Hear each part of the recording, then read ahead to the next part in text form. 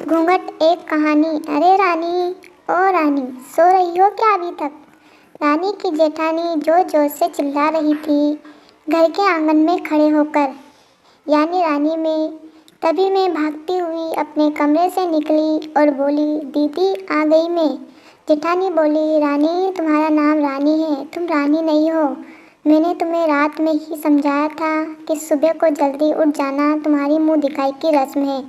मैंने बोला कि दीदी रात को नींद ही नहीं आई, जगह नहीं है, और मन में थोड़ा डर था कि सुबह आँख नहीं खुली तो। रजनी दीदी हंसती हुई बोली, रानी मेरी प्यारी देवरानी, जल्दी से घूंघट कर लो, अगर माँ जी आ गई तो हंगामा हो जाएगा। मैंने घूंघट किया ही था तभी माँ जी वहाँ आ गई और कड़कड़ाती आवाज़ में बोली, चलो अब क्या यही गपशप मारती रहोगी तुम दोनों, हमने चलना शुरू ही किया था। तभी माँ जी ने रजनी दीदी के कंधे पर हाथ रखा और बोली, पता है ना कहाँ से जाना है और कैसे जाना है? माँ जी ने बोला, जब भी कोई बड़ा तुम्हारे सामने खड़ा हो तो हमेशा घूंघट में रहना और कम से कम अपने बड़ों के सामने न आना, और बिना घूंघट के तो कभी नहीं। रजनी दीदी कुछ बोलती ही नहीं, बस अपना सिर हिलाकर हाँ बोल दिया। मैंने भी अपना सिर हिला दिया। माँ जी के जाने के बाद मैंने पूछा, रजनी दीदी आप तो स्कॉलर हो और इन सब चीज़ों को कैसे निभाते हो? इसीलिए अभी तक सब चीज़ें चुपचाप निभा रही हूँ। मैं कुछ नहीं बोली और चुपचाप रजनी दीदी के साथ घर के बाहर वाले कमरे में जाकर बैठ गई। वहाँ पर एक पड़ोस की आंटी जी बैठी थी।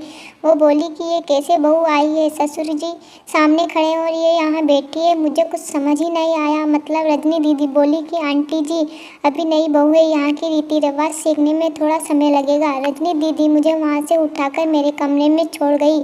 6 महीने यूं ही छोटी छोटी चीज़ों में बीत गए। फिर एक दिन मैं राहुल के साथ साड़ी लेने गई।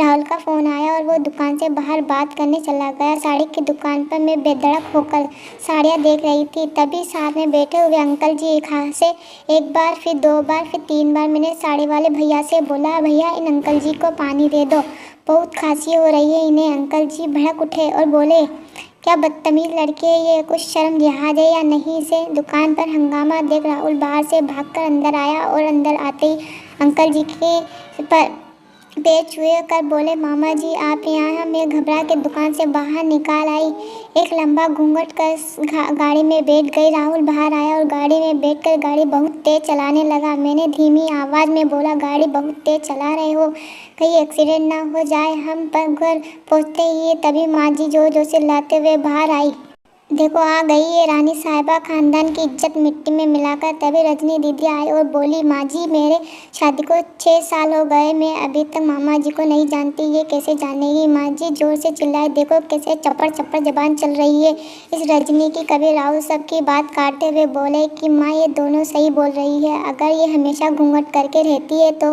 ये मामा जी को कैसे पहचानेगी? और माँ आज मामा जी के फ़ोन पर तुमने पूरे घर की शांति को भंग कर दिया है। ये वो ही समाज है जिसने सीता मैया पर भी उंगली उठाई थी। पिताजी और जेठ जी ने भी अपना पक्ष राहुल के साथ ही दिया। माँ जी थोड़ी देर सोचने के बाद बोले, तुम दोनों को अपनी मर्यादा पता है, मुझे उम्मीद है कि तुम कभी भी नेहा से शर्म से नीचे नहीं झुकने दोगी। हम एक ही परिवार के सदस्य हैं, हमें हमेशा साथ रहना है, अच्छा वक्त हो या बुरा, हर सदस्य को अपनी मर्यादा पता है। माँ जी ने मुझे और रजनी दीदी को गले से लगा लिया। दोस्तों अगर ये कहानी आपको पसंद आई हो तो लाइक कीजिए, सब्सक्राइब कीजिए, कमेंट कीजिए। धन्यवाद।